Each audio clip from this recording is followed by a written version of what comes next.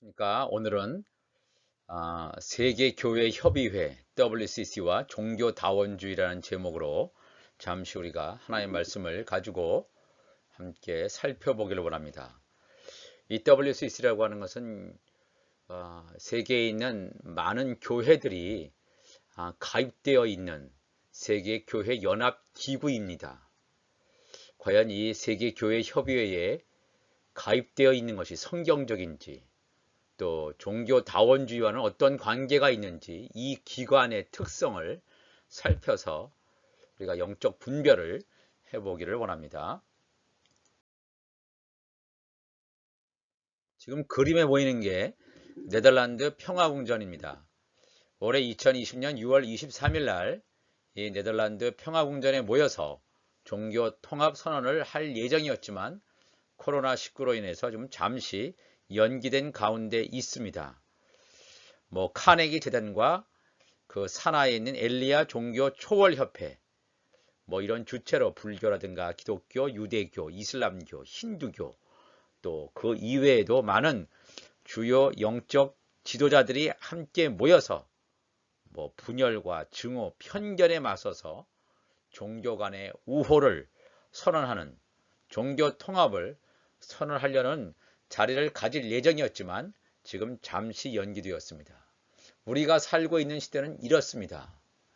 종교 통합을 이루어서 세계 단일 종교, 세계 단일 정부에 발맞추어서 단일 종교로 가려고 하는 것이 이 악한 세력들의 움직임이라고 하는 사실을 우리가 잊어서는 안 됩니다.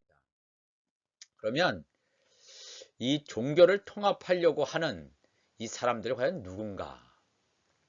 종교 간의 대화 분화위원회, 그러니까 이 WCC 내에 여러 분과위원회가 있는데 종교 간의 대화 분화위원회가 작성한 바르 선언문이 있습니다. 이 1990년에 작성되어 있는데 WCC의 회원교회는 아니지만 카톨릭 신학자들로 참여했고, 또 WCC 계열의 개신교 신학자들이 모여서 하나의 공동 선언문을 작성합니다.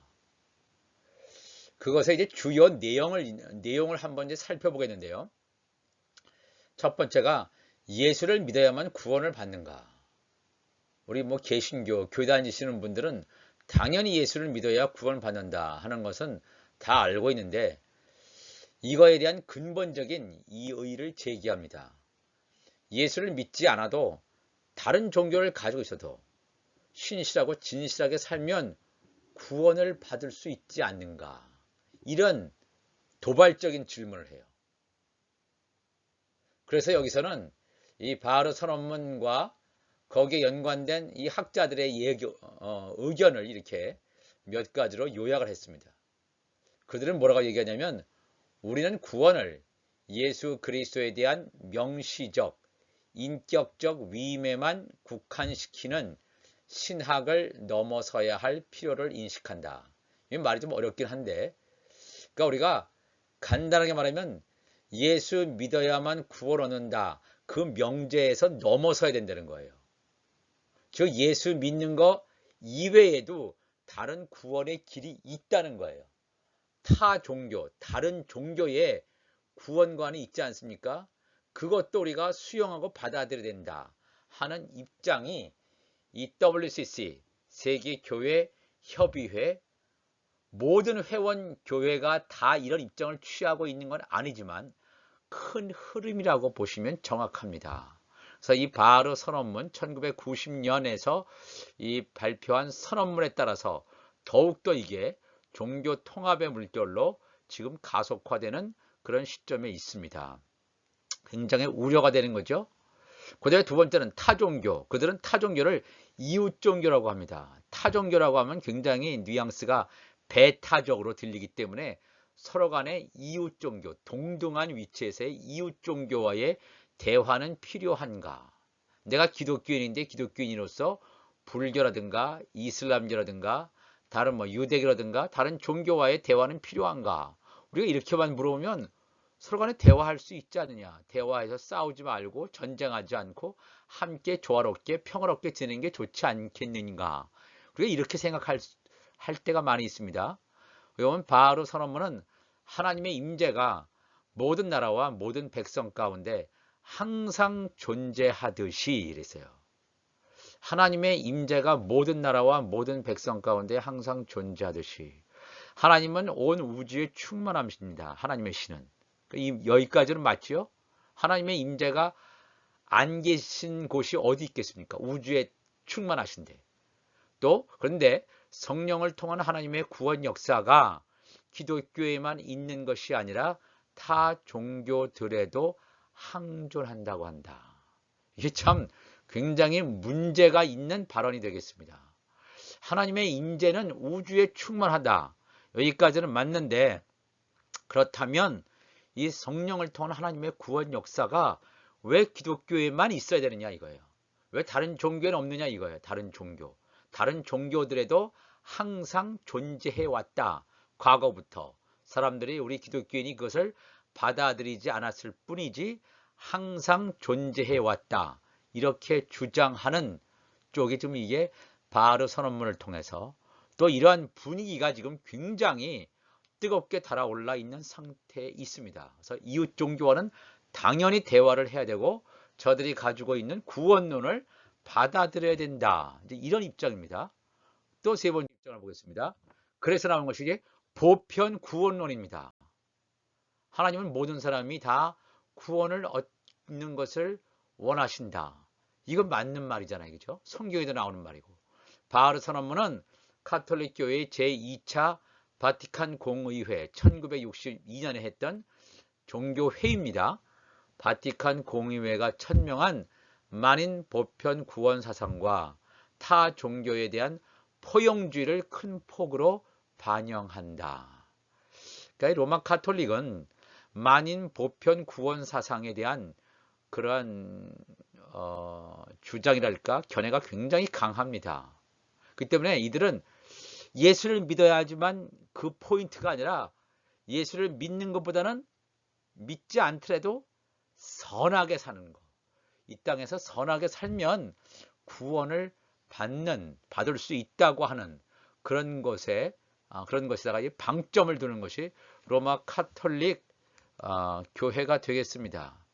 그렇기 때문에 타종교, 예수와 관계없는, 예수를 믿지 않는 타종교를 받아들여야 된다. 이게 다 지금 세계교회협의회의 하나의 큰 흐름이 되겠습니다. 그렇다면 우리는 예수를 믿어야만 구원 얻는다. 우리 개신교는 그렇게 말하지 않습니까? 그렇다면 네 번째 질문으로 타종교에서, 이웃종교에서 그리스도를 발견할 수 있는가? 우리는 예수를 그리스도로 고백하는 자, 고백해야지 예수를 영접하고 이 첫 번째 발걸음을 띄는데, 그러면 기독교 이외에도 다른 종교에도 그리스도가 있는가? 그리스도를 발견할 수 있는가? 이런 문제가 제시가 되는데, 여기서는 뭐라고 얘기하냐면 이미 타 종교 안에 계시는 그리스도를 발견하는 일이다 그랬어요. 타 종교, 이웃 종교 안에도 그리스도가 계신다는 거예요. 그래서 어떤 학자는 그리스도가 이미 타 종교 안에 계시기 때문에 선교사가 해야 할 일은, 전 세계 얼마나 많은 선교사들이, 개신교 선교사들이 좀 파송되어 있으니까 선교사가 해야 할 일은 그 종교들로 하여금 주무시는 그리스도를 깨우도록 돕는 것이다. 그러니까 우리가 선교 현장에 파송해서 새롭게 기독교가 가지고 있는 예수 그리스도를 전하는 것이 아니라 그 타 종교 내에 있는 그리스도를 깨워서 그들 자체 내에 종교를 그냥 활성화시키거나 그냥 그 종교와 갈등 빚지 않고 그 종교를 그냥 후원하고 밀어주는 그런 것처럼 지금 되어 있습니다. 그래서 이 WCC라, 이 세계교회협의회가 나가는 이 방향은 우리 기독교와는 사실 굉장히 거리가 멉니다. 그럼에도 불구하고 이 WCC 회원교회가 전 세계 많이 있는데, 우리 한국에는 성공이라든가 감리교, 또 기독교 장로교, 또 예수교 장로교 통합측, 이렇게 4개의 교단이 WCC 멤버 교회로 지금 되어 있습니다. 근데 이 WCC라는 세계교회 협의회 밑에 또 NCCK라고 있습니다. 한국교회협의회. 한국교회협의회는 제가 지금 말씀드린 WCC 회원교회 이외에 뭐 순복음이라든가 복음교회라든가 뭐 구세군이라든가 뭐 그 동방정교회 이런 다른 교단들도 함께 지금 모여서 루톡이라든가 이 모여서 NCCK를 구성하고 있습니다. 그렇기 때문에 이 WCC의 멤버 교회는 성공회, 감리교, 기장, 통합 이렇게 4개 교단만 있고 그 산하기관인 NCCK는 이들을 포함해서 더 많은 교단들이 지금 가입되어 있습니다. 근데 한 가지, 그런데 그 교단 안에 있다고 해서 모든 교회들이 이 WCC의 사상을 다 받아들인다, 수용한다, 그거는 아닐 수 있어요. 목사님마다 다를 수 있고, 그럼에도 불구하고 내가 속한 교회의 그 교단이 WCC에 지금 멤버로 가입되어 있기 때문에 이것은 굉장히 우려할 만하다는 것입니다. 적어도 우리 한국의 개신교, 기독교는 예수를 통해서만 구원 얻는다. 우리가 이렇게 생각하지 않습니까? 그래서 종교다원주의라는 이 말이 벌써 한 몇십 년 전부터 이게 좀 화두가 되어 오는데, 예수 이외에 구원 얻을 수 있다. 이건 누가 기독교 목사로서 이런 거를 주장할 수 있겠습니까? 그런데 이 교회의 큰 우산이라고 하는 이 교단이 WCC에 가입되어 있다는 것은 큰 우려가 될 수 있습니다. 그러니까 우리가 이 WCC의 사상을 보면서 종교다원주의는 아니지, 하나님 말씀에서 가르치시는 것은 아니지 하고서 우리가 경각심을 가지고 함께 연합해서 그 연합기관에서 우리가 탈퇴하든지 그런 방법을 좀 구체적으로 빠른 시간 내에 좀 모색해야 될 필요가 있습니다. 그러면 지금까지 살펴봤던 이 4가지 문제, 다른 종교 안에도 과연 그리스도가 있는가? 그러면 예수를 믿지 않고도 모든 사람들에게 다 구원 얻을 수 있는 보편 구원론이 정말 성경적인가? 우리가 가지고 있는 성경에는 과연 뭐라고 이것에 대한 문제에 대해서 답변을 하고 있는가? 한번 살펴보기를 원합니다. 우선 이렇게 하는 이유가 뭐냐 하면, 이렇게 전 세계가 지금 세계 단일 종교로 가려고 하잖아요. 사탄이 있고, 그 다음에 적그리스도가 있고, 거짓 선지자가 있습니다. 우린 성부 하나님, 성자 하나님, 성령 하나님, 이렇게 삼위일체 하나님이 있는데, 이 악한 세력도 사탄, 용, 마귀, 그 다음에 그 밑에 있는 적그리스도는 세계 단일 정부를 이끄는 수장이 되겠습니다. 앞으로 이제 곧 나타나게 될 적그리스도, 그 다음에 세계 단일 종교를 이끌어가는 거짓 선지자, 이렇게 삼각체제로 이 악한 세력도 있다는 것입니다. 그래서 요한계시록은 분명히 적그리스도와 사탄과 또 거짓 선지자의 정체를 분명히 드러내고 있습니다. 요한계시록 13장 보니까 내가 보니 바다에서 한 짐승이 나오는데 뿔이 10이요 머리가 7이라. 그 뿔에는 10왕관이 있고 그 머리들에는 신속모독하는 이름들이 있더라. 바다에서 올라오는 한 짐승, 이거는 이제 적그리스도가 되겠습니다. 이 적그리스도가 이제 불과 몇 년 안에 자기 모습을 드러낼 것입니다. 드러내고 7년 중동 평화 조약을 사인하는 그런 사람이 나타날 것입니다. 13장 2절에 내가 본 짐승은 표범과 비슷하고 그 발은 곰의 발 같고 그 입은 사자의 입 같은데, 여기서 용이라고 하는 건 사탄이죠. 사탄이 자기의 능력과 보좌와 큰 권세를 그에게 주었더라. 사탄의 권세가 적그리스도에게 이임되었다는 것을 여기서 분명히 성경은 말하고 있습니다. 그러니까 이 사탄의 능력이 적그리스도에게 나타난다. 세계 단일 정부를 구성하고 세계를 완전히 하나로 뉴 월드 오더죠. 새로운 세계 질서를 만들어서 지배하는, 전체주의보다 더 가혹하게 전 세계를 사회주의화, 이렇게 통치하려는 그러한 수장을 우리가 적그리스도가 보여줍니다. 근데 요한계시록 13장 11절에 내가 봄에 또 다른 짐승이 올라오니 어린 양같이 2 뿔이 있고 용처럼 말을 하더라. 이 땅에서 올라오는 짐승은 거짓 선지자가 되겠습니다. 바다에서 올라오는 짐승은 적그리스도인데 이 땅에서 올라오는 짐승은 거짓 선지자인데 용처럼 말을 한다고 했습니다. 그가 먼저 나온 짐승의, 그러니까 적그리스도죠. 먼저 나온 짐승의 모든 권세를 그 앞에서 행하고 땅과 땅에 사는 자들을 처음 짐승에게 경배하게 하니, 이 거짓 선지자가 미혹시키는 거죠. 하나님의 말씀을 변개시켜서 하나님을 따르는 것을 적그리스도를 따르게 만든다는 것입니다. 이게 얼마나 무서운 종교적 배도 현상이 일어날 것임을 분명히 성경은 우리에게 증거해주고 있습니다. 땅에 사는 자들을 처음 짐승에게 경배하게 하니 곧 죽게 되었던 상처가 나은 자니라. 큰 이적을 행하되 심지어 사람들 앞에서 불이 하늘로부터 땅에 내려오게 하고 짐승 앞에서 받은 바 이적을 행함으로 땅에 거하는 자들을 미혹하며 땅에 거하는 자들에게 이르기를 칼에 상하였다가 살아난 짐승을 위하여 우상을 만들라 하더라 그랬습니다.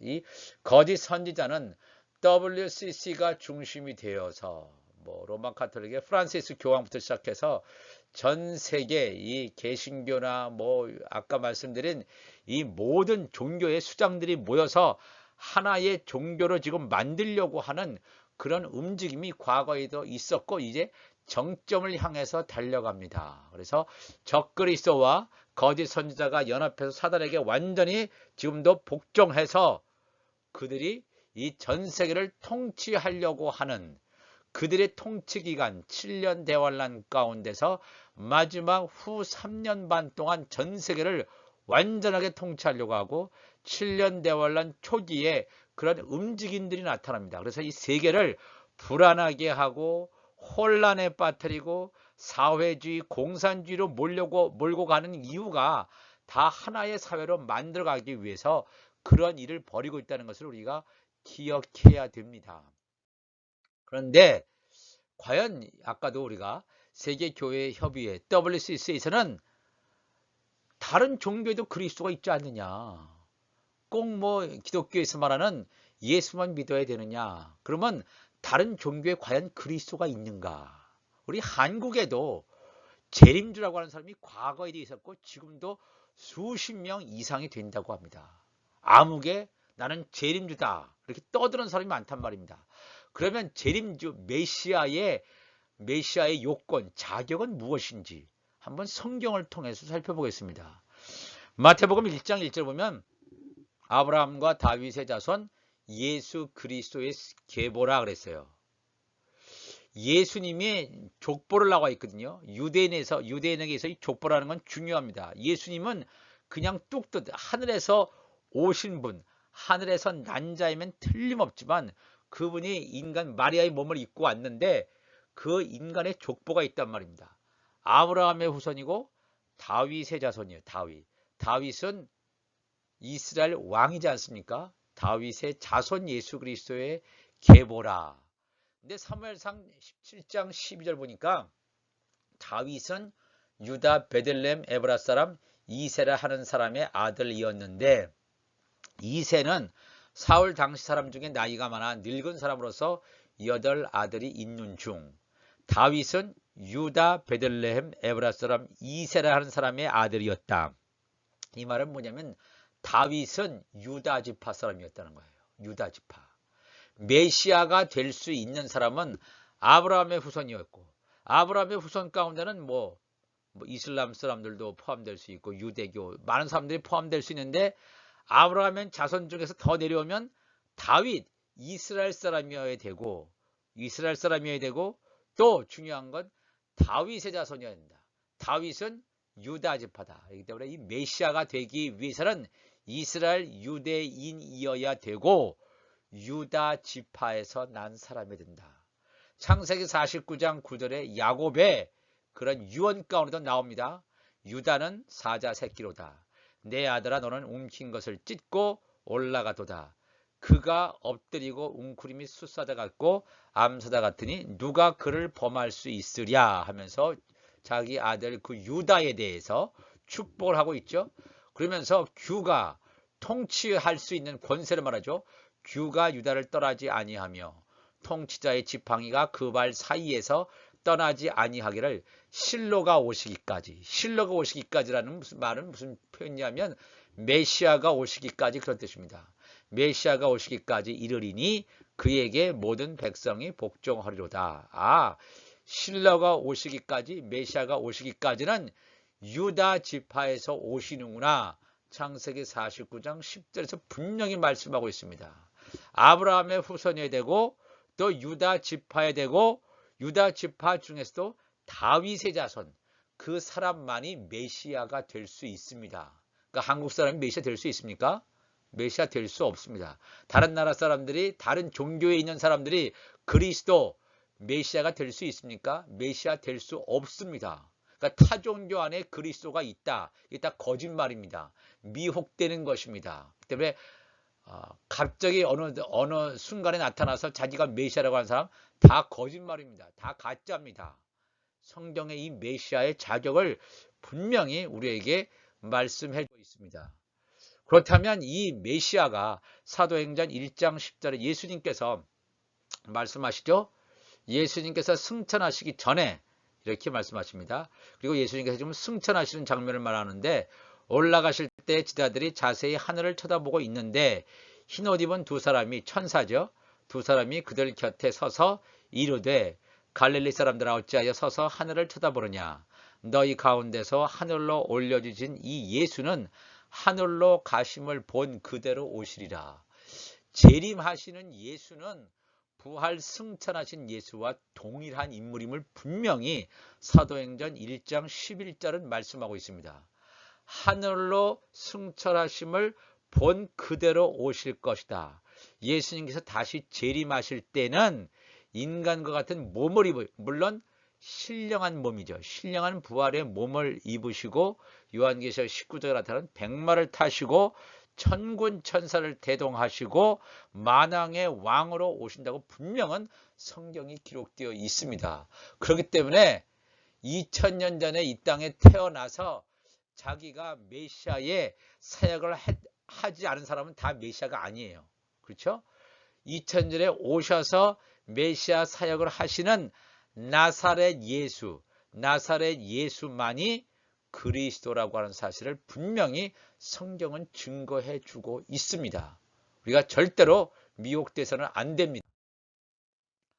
누가복음 24장 44절에도 또 이르시되 내가 너희와 함께 있을 때에 너희에게 말한 바 또 곧 모세의 율법과 선지자의 글과 시편에 나를 가리켜 기록된 모든 것이 이루어져야 하리라 한 말이 이것이라 하시고, 모세의 율법은 뭡니까?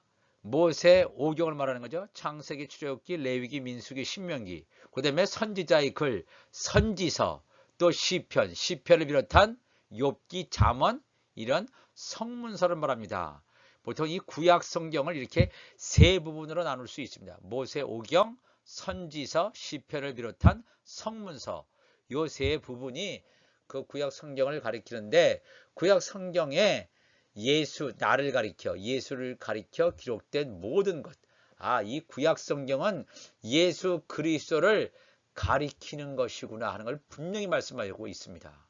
우리가 이 구약 성경은 성부 하나님, 신약 성경은 성자 예수 그리스도, 또 이제 성령님 이렇게 역사하시고 나타나시는 걸로만 알고 있는데 그렇지 않습니다. 여호와 하나님이 성부 하나님인 경우도 있고 성자 예수 그리스도로 나타나는 경우가 구약에도 있습니다.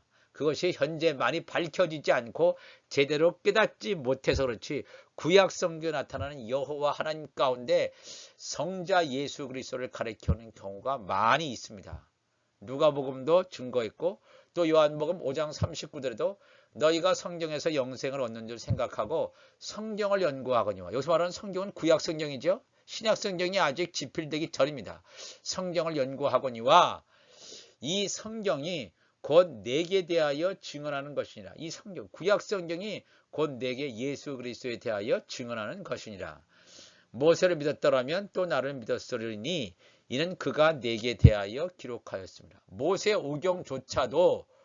오경에도 예수 그리스도에 대하여 기록하였다. 단순히 메시아에 대한 예언 정도가 아닙니다. 메시아에 대한 예언 정도가 아니라 이 모세 오경을 살펴보면 예수 그리스도에 대한 기사가 굉장히 많이 나와 있습니다. 그러나 그의 글도 믿지 아니하거든 어찌 내 말을 믿겠느냐 하시니라. 구약 성경에도 예수 그리스도에 대한 얘기, 신약 성경에도 예수 그리스도에 대한 얘기가 나옵니다. 그렇기 때문에 이 기독교에서 말하는 그리스도 이외에 다른 종교의 그리스도가 있다. 이건 다 미혹된 것, 거짓 증거라는 사실을 우리가 기억할 필요가 있습니다. 그렇다면 요한복음 3장 34절에 하나님이 보내신 이는 하나님의 말씀을 하나니 이는 하나님이 성령을 한량없이 주심이라. 요한복음에서는 특별히 예수 그리스도를 하나님이 보내신 자라고 표현하고 있습니다. 하나님이 보내셨다. 우리가 보냈다. 사도를 보통 우리가 그렇게 표현하는데 하나님이 보내신 자는 무슨 얘기를 하냐면 자기 얘기를 하는 게 아니에요. 자기의 견해나 사상을 얘기하는 게 아니라 하나님이 보내신 이는 하나님의 말씀을 하게 돼 있어요. 하나님의 말씀을 어떻게 할 수 있냐면 하나님이 성령을 그 하나님이 보낸 자에게 부어주시기 때문에 그 입에서 다른 인간의 얘기가 나오는 것이 아니라 하나님의 말씀을 얘기한다는 거예요. 요한복음 5장 19절에도 그러므로 예수께서 그들에게 이르시되 내가 진실로 진실로 너희에게 이르노니 아들이 아버지께서 하시는 일을 보지 않고는 아무것도 스스로 할 수 없나니 아버지께서 행하시는 그것을 아들도 그와 같이 행하느니라 그랬어요. 예수님이 하늘 보좌를 버리시고 이 땅에 오셨습니다. 종의 형체를 가지고 이 땅에 오셨습니다. 예수님이 신 아니십니까? 예수님이 하나님이시잖아요. 그러면 이 땅에 오셔서도 본인의 말씀을 하실 수 있습니다. 예수님의 말씀을 하실 수 있어요. 그런데 예수님이 그렇게 하지 아니하시고 하나님에 의해서 보내심을 받은 분이기 때문에 아버지께서 하시는 일을 보지 않고는 아무것도 할 수 없다 그랬어요. 하나님께서 주시는 말씀만 했다는 것을 우리가 기억해야 됩니다. 또 요한복음 14장 8절에 빌립이 이르되 주여 아버지를 하나님 아버지를 우리에게 보여 주옵소서. 그리하면 족하겠나이다. 예수께서 이르시되 빌립아 내가 이렇게 오래 너희와 함께 있으되 내가 나를 알지 못하느냐? 나를 본 자는 아버지를 보았거늘 어찌하여 아버지를 보이라 하느냐? 내가 아버지 안에 거하고 아버지는 내 안에 계신 것을 내가 믿지 아니하느냐? 내가 너에게 이르는 말은 스스로 하는 것이 아니라 아버지께서 내 안에 계셔서 그의 일을 하시는 것이라. 성부 하나님은 우리의 육의 눈으로는 볼 수 없습니다. 육의 눈으로 볼 수 있게 하나님이 이 땅에 성육신 하신 분이 예수 그리스도가 되겠습니다. 때문에 예수 그리스도를 본 자는 아버지를 보았다 그랬습니다. 왜? 예수님의 입에서 나오는 모든 말씀은 다 하나님 아버지의 말씀이기 때문에 예수님 안에 아버지가 계십니다. 아버지께서 내 안에 계셔서 하나님의 일을 하시는 것이라. 이 말씀 우리가 기억해야 됩니다. 그 다음에 마태복음 13장 35절 하나님께서 하나님의 말씀을 예수님에게 다 주셨어요. 그러면 이 땅에 예수님께서 2000년 전에 오셔서 예수님은 어떠한 일을 하셨냐면 마태복음 13장 35절에 이는 선지자를 통하여 말씀하신 바 내가 입을 열어 비유로 말하고 창세부터 감추인 것들을 드러내리라 함을 이루려 하심이라. 하나님께서 하나님의 말씀을 예수님에게 주셨는데 그러면 예수님께서 3년 반의 공생의 기간을 마치시고 하늘로 승천하셨단 말이에요. 그런데 3년 반의 공생의 기간 동안 하나님의 말씀을 예수님께서 예수님의 입을 통해서 말씀하셨습니다.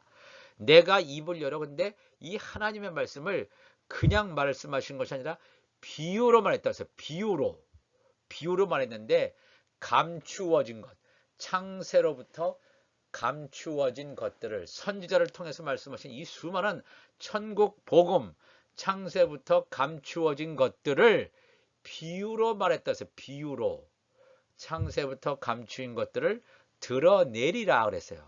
아니 좀 더 쉬운 말로 plain language로 하셨으면 좋았을 텐데 예수님께서 창세부터 감추인 것을 쉬운 말로가 아니라 비유로 말씀했다 그랬어요. 그럼 이걸 잘 알 수 없잖아요. 성경에 비유가 얼마나 많습니까? 복음서에. 그런 다음에 요한복음 14장 26절에 예수님께서 승천하신 것이 제자들을 너희들에게 더 좋다 그랬어요. 내가 가는 것이 너희들에게 유익이라. 내가 가지 아니하면 보혜사가 오지 못하기 때문에 그랬죠. 요한복음 14장 26절에 보혜사 곧 아버지께서 내 이름 예수 그리스도의 이름으로 보내실 성령 그가 너희에게 모든 것을 가르치고 내가 너희에게 말한 모든 것을 생각나게 하리라 그랬습니다. 하나님의 말씀이 예수 그리스도께 왔고 예수 그리스도는 창세부터 감추어진 비밀을 이렇게 비유로 말씀했는데 그 비유를 깨닫기 위해서 예수님이 승천하신 다음에 이 땅에 성령 보냈어요. 성령 보냈어요. 예수 그리스도를 영접하는 자는 그 안에 하나님의 성령이 있으면 그 성령께서 모든 것을 가르치신다 해서 모든 것을 성령이 이 하나님의 말씀 저자 성령께서 모든 것을 가르치고 예수님께서 내가 너에게 제자들에게 말한 모든 것을 생각나게 할 것이다. 제자들이 예수의 말씀을 수없이 들었지만 깨닫지 못하고 그냥 마음속에 간직한 말씀으로 쭉 비유의 말씀으로만 가득 있었는데 오순절 성령 강림 사건을 통해서 자기 안에 있던 이 말씀이 해석이 되기 시작하는 거예요. 깨달아지기 시작하는 거예요. 우리가 이 관계를 분명히 해야 됩니다. 하나님 아버지, 성자 하나님, 성령 하나님과의 관계. 그래서 요한복음 10장 30절에 예수님께서 나와 아버지는 하나이니라. 나와 아버지는 하나이니라 하신데 유대인들이 다시 돌을 들어 치료하거늘 그랬어요. 하나님과 예수 그리스도는 한 분이시다. 그러니까 삼위일체 하나님을 여기서 말씀하고 있습니다. 그렇다면 사도행전 4장 12절에 다른 이로서는 구원을 받을 수 없느니 천하 사람 중에 구원을 받을 만한 다른 이름을 우리에게 주신 일이 없음이라 그랬어요. 예수라는 이름 이외에 이 아람어로 예슈아죠. 예슈아라고 하는 그 이름 이외에 다른 이로서는 구원받을 수 없다고 그랬습니다. 아까 WCC 세계교회협의회에서는 다른 종교, 이웃 종교에도 그리스도가 있다. 잠자고 있는 그리스도를 깨워야 된다. 나가서 선교할 필요 없다. 이런 허황된, 미혹된, 잘못된 메시지를 전하지 않습니까? 다른 이로서는 구원받을 수 없다고 분명히 얘기하고 있습니다. 그러니까 다른 종교에는 구원이 없다는 것입니다. 그 다음에 요한복음 14장 6절에도 예수께서 이르시되 내가 곧 길이요 진리요 생명이니 너로 말미암지 않고는 아버지께로 올 자가 없다 그랬습니다. 이런 성인꾼들이 많습니다. 대표적으로 이렇게 두 개만 제가 들어서 말씀합니다. 길, 천국 가는 길은 예수님께서 이 땅에 오셔서 예수님이 사셨던 그 삶의 발자취를 따라서 가는 게 천국 가는 길입니다. 예수님께서 가신 길 이외에 다른 길을 따라가면 다 지옥 갑니다. 분명히 알아야 됩니다. 뭐 종교, 뭐 혼합지, 뭐 수많은 이런 사조들이 많이 일어난다 할지라도 다 거짓에 미혹되지 마시고 길이라고 분명히 예수님께서 말씀했습니다. 길이요 진리요 생명이니 나로 말미암지 않고는 아버지께로 올 자가 없느니라. 왜 이런 말씀을 쓰셨냐면 나를 통해서 아버지께로 간다. 이렇게 하지 아니하시고 나로 말미암지 않고는 아버지께로 올 자가 없다. 이렇게 쓰신 이유는 뭐냐면 나를 통해서 아버지께 간다 그러면 예수님을 통해서 하나님께 가는구나. 그러면 또 다른 사람을 통해서 또 하나님께 갈 수 있는 길이 있구나. 이렇게 해석될 수도 있습니다. 그런데 나로 말미암지 않고는 아버지께로 올 자가 없느니라. 이 말은 다른 구원자를 다 배제시켜 버리는 것입니다. 다 제거시키는 거예요. 다른 구원자는 있을 수 없다. 예수님 이외에는 나사렛 예수 그리스도 이외에는 아버지께로 갈 수 있는 길을 제시할 수 없다. 예수님만이 생명이시다 이거예요. 우리가 이 말씀을 분명히 기억해야 됩니다. 그래서 우리가 살아있는 이 시대는 지금 7년 풍년 마지막 중에서도 마지막 때에 살고 있습니다. 우리가 속한 이 교회가 이 종교 통합으로 쪽으로 가고 있는 세계교회 협의회에 소속된 교회인지 그렇다면 목사님과 상의해서 그 교회들이 상의해서 거기에서 빠져나오고 거기에서 나와야 될 그런 시점 가운데 있습니다. 아, 우리는 예수님만 믿으니까 괜찮지 않겠나. 그런 나이브한 생각을 갖지 마시고 이제는 교회 연합이 문제가 아니라 정말로 성경에서 말하는 교회 연합이 무엇인가 하는 건 또 다음번에 살펴보기를 원합니다. 이 말씀을 통해서 우리가 이 시대를 분별하고 세계 단일 정부, 세계 단일 종교로 줄다름치는 이때에 우리가 정신 차리고 깨어서 기도함으로 말미암아 하나님께서 허락하시는 이 진리의 길을 놓치지 말고 승리하는 우리 모두가 되시기를 바랍니다. 기도하시겠습니다. 하나님 아버지 감사합니다.